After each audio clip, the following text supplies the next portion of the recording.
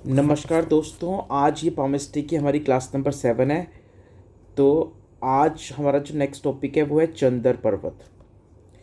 तो देखो, हथेली में ये जो अंगूठा होता है, इस अंगूठे के नीचे यानी जहाँ पे अंगूठा का दूसरा सिरा, ये पहला सिरा और ये जहाँ दूसरा सिरा ख़त्म होता है, उसके नीचे जो ये हथेली का पार्ट है, यहाँ पे ये शुक्र पर्वत होता है। ये शुक्र पर्वत है। तो जहाँ पे अंगूठे का ये वाला सिरा ख़त्म होता है, इसके नीचे का जो ये सारा पार्ट है, ये सारा शुक्र पर्वत है और शुक्र पर्वत के सामने ये चंदर पर्वत है। अब अगर चंदर पर्वत पर आड़ी टेढ़ी रेखाएं फैली हुई दिख रही हैं, तो इसका मतलब है कि जो जल यात्रा है, पानी से जो यात्रा है जहाज के थ्रू, व्यक्ति अपने जीवन में जहाज के थ्रू जल यात्रा करता है। अगर चंदर पर्वत पर ऐसा गोल का वृत्त निशान है, तो ऐसा व्यक्ति राजनीतिक उद्देश्य से विदेश की यात्रा करता है। यानी राजनीति में रहते रहते राजनीति के तरफ से वो विदेश यात्रा करता है, अगर वृत्त का निशान है चंदर पर्वत पर। और अगर बहुत ही ज़्यादा रेखाएं अगर चंदर पर्वत पर दिखाई दे रही हैं, तो ऐसा व्यक्ति को बार बार बेहोश होने के लक्षण दिखाई देते हैं। उसको स्वपन दोष भी होता है और उसके पेट में पानी भर जाता है, जिसको जलोदर रोग बोलते हैं। उसको, वो व्यक्ति को जलोदर रोग की भी समस्या होती है।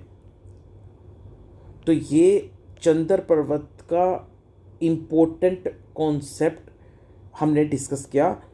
चंदर पर्वत के बारे में आने वाली क्लासेस में हम चंदर पर्वत के बारे में और डिटेल में जानेंगे। तो चंदर पर्वत के बारे में आज ही क्लास में जो हमें याद रखनी है चीज़ें, वो यही याद रखनी है कि अगर आड़ी टेढ़ी रेखाएं दिख रही हैं, तो जल से यात्रा कई बार करते हैं अपने जीवन में। व्रत का निशान है, गोल का निशान है चंद्र पर्वत पर, तो राजनीतिक उद्देश्य से विदेश यात्रा करेगा। और अगर काफ़ी सारी अधिक रेखाएं हैं, बहुत सारी रेखाएं हैं, तो बार बार बेहोश होने के लक्षण दिखाई देंगे, स्वपन दोष होगा और जलोदर रोग होगा, यानी पेट में पानी भरने का जो रोग होता है वो होगा। बाकी चंदर पर्वत को आने वाली क्लासेस में जब हम डिटेल में बात करेंगे, आने वाली क्लास में जब हम डिटेल में चर्चा करेंगे चीज़ों की, तो चंदर पर्वत के बारे में और भी बहुत सारी बातें आने वाली क्लासेस में आएंगी। तो बिल्कुल जीरो लेवल से हमारी क्लासेस चल रही हैं, बिल्कुल जीरो लेवल से। तो क्लास नंबर 1 से आप अपने नोट्स बनाते जाइए, और क्लास नंबर 1 से क्लास नंबर 2, 3 करते करते आप सीक्वेंस में लेक्चर देखिए। तो जिस हिसाब से आपको पामिस्ट्री पढ़नी चाहिए, जिस हिसाब से पामिस्ट्री आपको पढ़नी चाहिए, वो सारी सीक्वेंस आप क्लास 1, क्लास 2 के अकॉर्डिंग देखोगे, तो सारी सीक्वेंस में अगर आप चलोगे तो पामिस्ट्री आपकी पकड़ में आ जाएगी।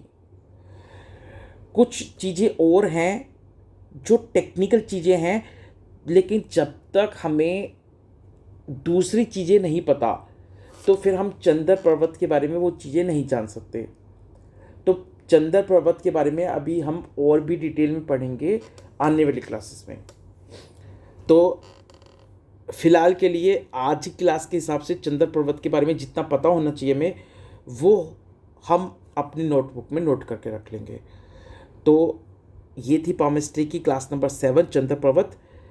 नेक्स्ट क्लास में मिलेंगे क्लास नंबर 8 में।